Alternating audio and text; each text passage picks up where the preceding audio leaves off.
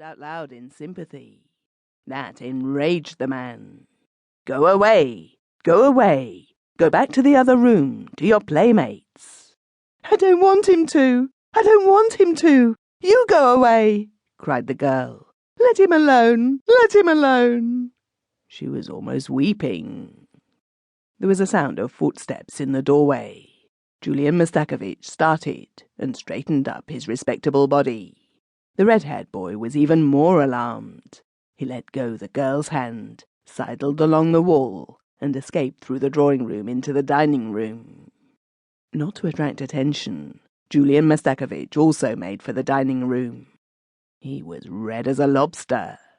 The sight of himself in a mirror seemed to embarrass him. Presumably he was annoyed at his own ardour and impatience.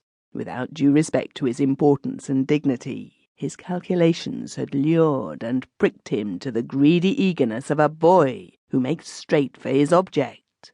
Though this was not as yet an object, it only would be so in 5 years' time. I followed the worthy man into the dining-room, where I witnessed a remarkable play. Julian Mastakovich, all flushed with vexation, venom in his look, began to threaten the red-haired boy. The red-haired boy retreated farther and farther, until there was no place left for him to retreat to, and he did not know where to turn in his fright.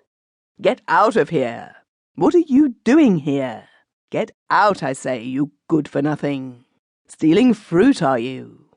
Oh, so, stealing fruit! Get out, you freckle-face! Go to your likes!" The frightened child, as a last desperate resort, crawled quickly under the table.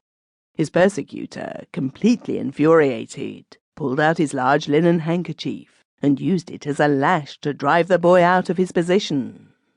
Here I must remark that Julian Mastakovich was a somewhat corpulent man, heavy, well-fed, puffy-cheeked, with a paunch and ankles as round as nuts. He perspired and puffed and panted. So strong was his dislike, or was it jealousy of the child, that he actually began to carry on like a madman. I laughed heartily. Julian Mastakovich turned. He was utterly confused.